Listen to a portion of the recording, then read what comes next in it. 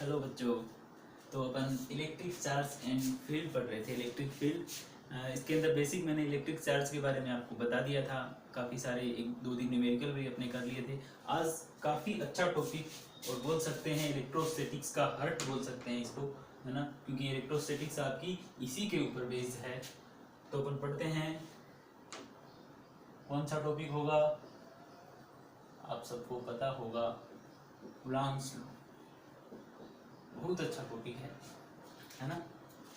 पूरा कंसेप्ट है, एक बार में समझ में आ जाएगा, कोई भी दिक्कत नहीं होगी, है ना। मैं आपको प्रॉमिस करता हूँ, बस आप देखते रहिए, है ना, शानदार समझ में आएगा आपके। देखते हैं कूलॉम्स लॉ की बात करते हैं। देखो अपन ने चार्ज के बारे में पढ़ा था, है ना, कि चार्ज दो टाइप के थे, एक पॉजिटिव चार्ज था और एक क्या था आपका नेगेटिव चार्ज, है ना। तो देखो मैंने ये क्या किया, दो चार्ज ले लिए, एक पॉजिटिव है मेरे पास, एक नेगेटिव है। हो सकता है पॉजिटिव पॉजिटिव भी हो, है ना। तो आपने बोला कि अगर पॉजिटिव और नेगेटिव है तो ये दोनों क्या होते हैं, अट्रैक्ट होते हैं। अगर पॉजिटिव पॉजिटिव है तो वो क्या होंगे, रिपेल होंगे, है ना। या नेगेटिव नेगेटिव है तो वो भी क्या होंगे, रिपेल होंगे। आपने पढ़ा था कि like charges repel and unlike charges attract each other, ये आपने पढ़ा था। ठीक है, इसका मतलब अगर कहीं पे भी चार्ज है उनके बीच में या तो कोई फोर्स ऑफ अट्रैक्शन लगेगा या क्या होगा, फोर्स ऑफ रिपल्सन लगेगा। दोनों में से एक फोर्स तो लगेगा, क्योंकि अगर वहां पे चार्जेस होंगे, है ना, हो सकता है वो पॉजिटिव हो सकता है वो नेगेटिव, लेकिन उनके बीच में फोर्स ऑफ अट्रैक्शन या फोर्स ऑफ रिपल्सन कुछ ना कुछ जरूर लगेगा। ये बात आपको समझ में आ गई होगी कि चलो अब जो ये फोर्स लग रहा है इसका मतलब ये सराउंडिंग को इफेक्ट करेंगे हमेशा, क्योंकि अगर इस चार्ज की बात कर रहा हूँ तो ये चार्ज मेरे लिए क्या है, सिस्टम है। मैंने आपको थर्मोडायनेमिक्स में बताया भी था कि जिसके ऊपर आप स्टडी करे वो आपका सिस्टम है, और दूसरा क्या है सारा उसके लिए सराउंडिंग। तो सराउंडिंग में अगर दूसरा चार्ज है तो इस सराउंडिंग को ये चार्ज हमेशा क्या करेगा, इफेक्ट करेगा। अब देखा गया कि ये जो फोर्स ऑफ अट्रैक्शन लग रहा है या फोर्स ऑफ रिपल्सन लग रहा है, इसकी वैल्यू क्या होगी, इसकी डायरेक्शन क्या होगी, ये किस किस चीजों पे डिपेंड करेगा, ये सारी चीजें अपने को देखनी होगी। तो अपन एक एक करके पहले कूलॉम्स लॉ के बारे में थोड़ा सा इसका स्टेटमेंट देख लेते हैं, क्योंकि स्टेटमेंट काफी इंपॉर्टेंट है। देखो साइंटिस्ट का नाम था कूलॉम, कूलॉम नाम के साइंटिस्ट है अपने, है ना। 1785 में इन्होंने अपना लॉ दिया, कूलॉम्स लॉ। इसके अकॉर्डिंग उन्होंने क्या बोला, अकॉर्डिंग टू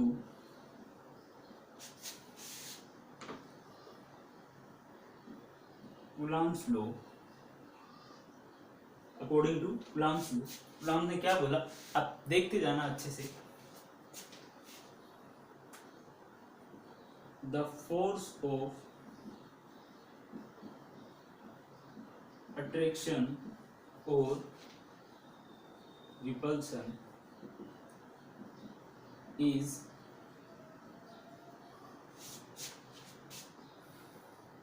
आप ये थोड़ा सा ये लिख सकते हो, between 2 point charges, 2 point charge is directly proportional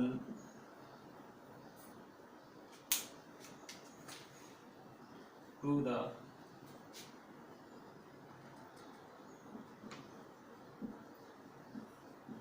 product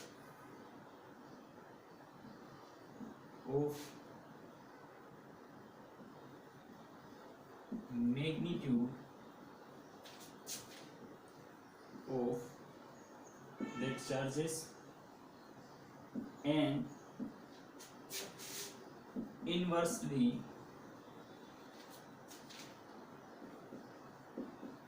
proportional to the square of the distance between them।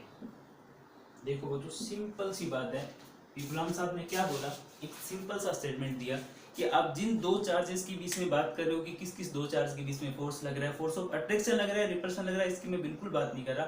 कोई भी फोर्स लग रहा है वो फोर्स क्या होगा, उन दो, देखो मैं बना रहा हूँ, एक ही मेरे पास चार्ज क्या है, Q1 है, एक दूसरा चार्ज मेरे पास क्या है, Q2 है, दोनों पॉइंट चार्ज है, और उनके बीच की जो डिस्टेंस है वो क्या है, R। है ना। तो उन्होंने बोला कि जो फोर्स ऑफ अट्रैक्शन होगा या रिपल्सन होगा, वो फोर्स ऑफ अट्रैक्शन और रिपल्सन डायरेक्टली प्रोपोर्शनल होगा इन दोनों के प्रोडक्ट के, क्या होगा, डायरेक्टली प्रोपोर्शनल होगा। देखो, to the product of magnitude of that charges, मतलब इन दोनों चार्ज के प्रोडक्ट के डायरेक्टली प्रोपोर्शनल होगा। और इनवर्सली प्रोपोर्शनल किसके होगा, इन दोनों के बीच की जो डिस्टेंस होगी उसके क्या होगा, इनवर्सली प्रोपोर्शनल होगा। मतलब सिंपल सा क्या होगा, सिंपल सा उन्होंने क्या बोला कि जो फोर्स होगा वो यही फोर्स, इलेक्ट्रिक फोर्स आपको पता है चार्जेस के बीच में लगेगा, तो क्या बोलते हैं इसको, या तो इसको इलेक्ट्रिक फोर्स बोल दो या इसको क्या बोल दो, कूलम्बियन फोर्स बोल दो, क्योंकि कूलम्ब ने दिया था। तो फोर्स है वो डायरेक्टली प्रोपोर्शनल होगा बच्चों, पहले Q1 Q2 के, और फिर फोर्स है वो डायरेक्टली प्रोपोर्शनल, इनवर्सली प्रोपोर्शनल किसके है, R² के, R उनके बीच की क्या है, डिस्टेंस, ठीक है। तो आपको ये दो लोग पता चल गए, F है वो Q1 Q2 के प्रोडक्ट के डायरेक्टली प्रोपोर्शनल होगा, और 1/R² की क्या होगा, इनवर्सली प्रोपोर्शनल। तो अगर इन दोनों को एक साथ लिखूं तो क्या मैं ऐसा लिख सकता हूं बच्चों, मेरे हिसाब से लिख सकता हूं। अब आपको पता होगा, जब मैंने बताया था कि ये सराउंडिंग को इफेक्ट करेगा, है ना, सराउंडिंग मतलब अगर मैं ये दो चार्ज ले रहा हूं तो उनके बीच के मीडियम पे भी इफेक्ट करेगा। तो जैसे ही अगर मैं प्रोपोर्शनल के साइन को हटाता हूं, आपको पता है जैसे ही प्रोपोर्शनल को हटाते हैं अपन, एक कांस्टेंट आता है कि बच्चों इस के को आप बोल सकते हो कूलम्ब कांस्टेंट। क्या सर ये कूलम्ब कांस्टेंट बोलते हैं, इसका काम हो गया कंप्लीट, क्या हमें इतना ही बताओगे? नहीं बच्चों, इसके बारे में अपन काफी पढ़ेंगे। ये जो कूलम्ब कांस्टेंट है ये आपका फोर्स आ गया, इलेक्ट्रिक फोर्स बोल सकते हो इसको, कूलम्बियन फोर्स बोल सकते हो, F = K Q1 Q2/R²। यहाँ पे Q1 और Q2 क्या है, दो पॉइंट चार्जेस है, R क्या है, इन दोनों चार्जेस के बीच की क्या है, डिस्टेंस है, और F आपका क्या है, इलेक्ट्रिक फोर्स, के आपका कूलम्ब कांस्टेंट। तो सर ये क्या है कि सर आपने बता दिया कूलम्ब कांस्टेंट है, लेकिन सर ये किस चीज पे डिपेंड करता है? बच्चों ये जानना बहुत ज्यादा जरूरी है कि किस चीज पे डिपेंड करेगा, कौन से पैरामीटर पे डिपेंड करेगा। ये डिपेंड करेगा बच्चों इसके बीच में दो चार्जेस हैं उनके बीच में मीडियम कैसा है उस पर डिपेंड करेगा। अगर इस कंसेप्ट को आपको अच्छे से समझना है तो आपको एक बहुत अलग सी थ्योरी बताता हूँ, थोड़ी अलग है। जैसे आपने अगर देखा होगा कि अगर लाइट की स्पीड देखते हैं अपन, है ना, या किसी भी चीज की अगर स्पीड होगी, अगर आप एयर में लेते हो तो उसकी स्पीड क्या रहती है, ज्यादा, सबसे ज्यादा। फिर आप अगर थोड़ा उससे डेंसर मीडियम लेते हो तो उसकी स्पीड कम हो जाती है, अगर और डेंसर लेते हो तो उसकी मीडियम कम हो, उसकी स्पीड और कम हो जाती है। ऐसा क्यों? उसकी स्पीड कम क्यों हो जाती है? उसमें क्या होता था कि जो उस मीडियम का रिफ्रैक्टिव इंडेक्स अलग होता था। अगर रिफ्रैक्टिव इंडेक्स की वैल्यू इंक्रीज होती थी तो वो स्पीड क्या होती जाती थी, कम। बच्चों सेम ऐसा ही है, यहाँ पे क्या होगा, देखो ये जो आपका मीडियम है, ये जो कूलम्ब कांस्टेंट है कि ये किसके ऊपर डिपेंड करता है, उन दोनों के बीच में जो मीडियम होगा उसके ऊपर डिपेंड करेगा। अगर मीडियम कैसा है मैं अलग अलग आपको बता दूंगा तो किस मीडियम के लिए वैल्यू क्या है। जैसे एयर के लिए इस के की वैल्यू क्या रहती है, बता सकते हो? मैं सबके लिए आपको इसकी वैल्यू बता दूंगा के की, है ना। तो अब ये मीडियम के ऊपर डिपेंड करेगा, ये आपको पता चल गया बच्चों कि ये मीडियम पे डिपेंड करता है। तो सर इसकी वैल्यू कितनी होती है बच्चों? इसकी वैल्यू होती है 9 × 10⁹ सर यूनिट। देखो मैं आपको फिर बता दूं, फिजिक्स चल रहा है तो आपको हमेशा, अब मैं ऐसा कभी नहीं करूंगा कि आपको कोई भी क्वांटिटी बता रहा हूँ, किसी के बारे में पढ़ा रहा हूँ, आपको यूनिट ना बताऊँ, आपको यूनिट जरूर बताऊंगा। और आप हमेशा अगर आप फिजिक्स पढ़ रहे हो तो ये आदत डाल लो कि आप जब भी कोई भी आंसर आप न्यूमेरिकल करते हो, सबसे पहले आप जब जैसे आंसर निकला या कोई भी चीज आपने गिवन डाटा दिया उसकी भी आप यूनिट के साथ लें, है ना, क्योंकि फिजिक्स में बिना यूनिट के कुछ भी नहीं होता है।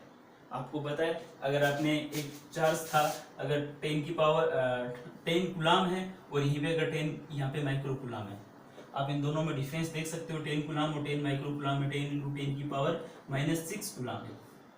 अगर आप यहाँ पे माइक्रो लगाना भूल गए बच्चों तो जो आपके आंसर शीट चेक करेगा वो मार्क्स देना भूल जाएगा, है ना। तो आप ये बिल्कुल मत करना कि आप यूनिट ना लिखें, तो यूनिट आप जरूर लिखें। तो अब इसकी यूनिट, आप यूनिट निकालने का सबसे आसान सा तरीका हो, देखो अगर इसके एक यूनिट निकालनी है आपको तो कैसे निकालोगे बताओ? के की यूनिट निकालनी है, यहाँ पे फोर्स की क्या है, न्यूटन, इधर इस R² को इधर लेके जाएंगे क्या हो जाएगा, मीटर स्क्वायर, है ना। R² R क्या है, लेंथ ही एक तरीके की, है ना, तो लेंथ का क्या होता है मीटर, Q1 का कूलम्ब, इस Q2 का कूलम्ब, तो क्या हो जाएगा कूलम्ब स्क्वायर। बस यूनिट आप आराम से निकाल सकते हो। तो के की वैल्यू 9 × 10⁹ न्यूटन मीटर स्क्वायर पर कूलम्ब स्क्वायर। सर ये तो आपने रटने वाली बात दी, ये रटे क्यों? बच्चों रटने की बिल्कुल जरूरत नहीं है। ये जो k होता है, जब इसको एक्सपेरिमेंटली देखा गया तो इस k की value I 4 pi 1/4 pi epsilon not. Sir ये एप्सिलॉन नॉट क्या है बच्चों? इस एप्सिलॉन नॉट को बोला जाता है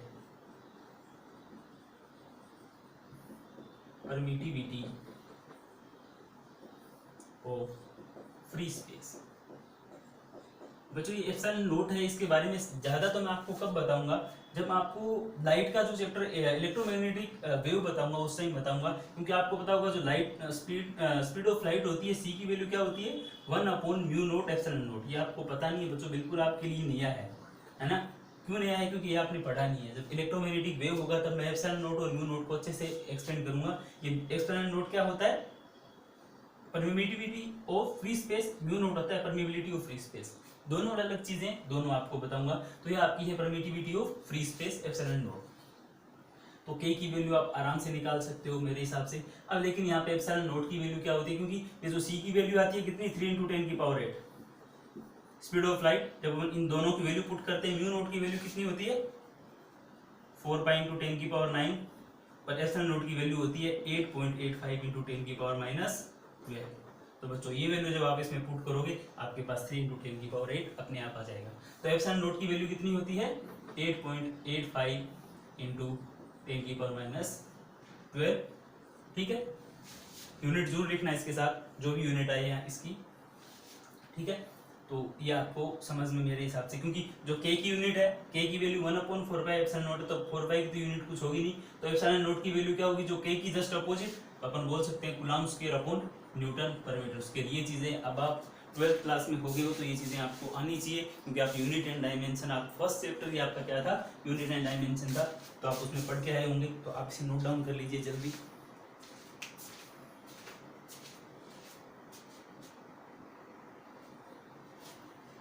तो बच्चों अपन यहाँ तक पहुँच गए, f = 1/4 पाई एप्सिलॉन नॉट, है ना, q1 q2 अपॉन r²। तो यही आपका क्या है बच्चों, कूलम्ब्स लॉ है। लेकिन आप देख सकते हो ये क्या, कौन सी फॉर्म है इसकी? ये वेक्टर फॉर्म नहीं है, क्योंकि यहाँ पे कहीं पे भी डायरेक्शन की मैंने बात नहीं की है। अगर मैं यहीं पे अगर इसको ऐसा कर दूं, लेकिन अभी नहीं करूँगा बच्चों, अगर ऐसा कर दूं तो ये इसकी वेक्टर फॉर्म हो जाती है। इसके बारे में अपन नेक्स्ट एक अलग से वीडियो बनाएंगे इसके ऊपर पूरा, क्योंकि बच्चों वेक्टर फॉर्म समझ में आना जरूरी है ना? क्योंकि वेक्टर वैसे ही अच्छा टॉपिक है, वो हर जगह काम आता है ना? तो इसके ऊपर मैं अलग से आपको वीडियो बनाऊंगा इसके वेक्टर फॉर्म पे। जो नेक्स्ट वीडियो होगा उसकी वेक्टर फॉर्म पे ही होगा, है ना? तो बच्चों यहाँ तक पहुँच गया। लेकिन ये जो फोर्स था, ये जो फोर्स आया, इसके अंदर क्या पार्ट आया हुआ है? एप्सिलॉन नॉट, है ना? इसका मतलब ये एप्सिलॉन नॉट है, ये तो फ्री स्पेस के लिए रहता है ना? क्योंकि फ्री स्पेस के लिए है, इसका मतलब अभी तक आपने उसके बीच में कोई भी मीडियम नहीं रखा है। अगर उसके बीच में कोई मीडियम चेंज हो जाए, है ना, जैसे अगर नियरली अगर कोई दूसरा मीडियम लेके आता हूँ, जैसे मैं वाटर लेके आता हूँ या कोई भी दूसरा मीडियम होगा, उस मीडियम के केस में क्या हो जाएगा, इसकी वैल्यू चेंज हो जाएगी। तो बच्चों अगर मैं यहाँ पे क्या लेके आ जाऊँ, कोई मीडियम लेके आ जाऊँ, अगर मीडियम होगा तो उस टाइम में एफ की जगह नीचे में क्या लिखा है, एम लिखा है। कि अगर यहाँ पे फ्री स्पेस ना हो, कुछ मीडियम हो दूसरा, तो वहां पे क्या वैल्यू होगी,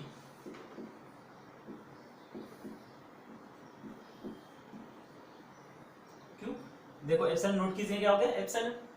तो बच्चों एक बहुत ही अच्छी टर्म है, इन दोनों इक्वेशन से मैं निकाल सकता हूँ, जो आपको पता होनी चाहिए, है ना? अगर मैं एफ और एफ एम दोनों को अगर डिवाइड करता हूँ, अगर इस इक्वेशन में मैं इसका डिवाइड कर देता हूँ, तो 1/4 pi epsilon not q1 q2 upon r² upon 1/4 pi epsilon q1 q2 upon r², है ना? देखो q1 q2 r² दोनों में सेम है, 1/4 पाई सेम है। इसका मतलब f upon F M equals to किसके इक्वल होगा? बताओ बच्चों, किसके इक्वल होगा? अगर इसे लिखेंगे तो ऐसे ही लिखेंगे, मतलब एप्सिलॉन अपॉन एप्सिलॉन नॉट। यह है बच्चों, है ना? इस एप्सिलॉन अपॉन एप्सिलॉन नॉट को बच्चों क्या बोला जाता है? तो एप्सिलॉन अपॉन एप्सिलॉन नॉट को क्या बोला जाता है बच्चों? इन दोनों का जो रेशियो है उसको बोला जाता है एप्सिलॉन अपॉन आर। ये एप्सिलॉन अपॉन आर बच्चों आपको बहुत कुछ सिखा के जाएगा। इसको बोला जाता है डाई इलेक्ट्रिक कांस्टेंट। क्या बोलते हैं? Dielectric constant. जैसे कि डाई इलेक्ट्रिक कांस्टेंट कहाँ से आ गया बेटा, कुछ भी नहीं है। आप जब फ्री स्पेस में जितना फोर्स है और किसी मीडियम में जितना फोर्स है, दोनों को आप डिवाइड कर दो, जो वैल्यू आएगी वही आपका क्या है, डाई इलेक्ट्रिक कांस्टेंट है ना। अगर ये बताया जाए कि डाई इलेक्ट्रिक कांस्टेंट अपने को बताता क्या है, ये सिंपल सा अपने को यही बताता है कि जो फोर्स आपका आ रहा है वो फ्री स्पेस से कितना ज्यादा है कितना कम है।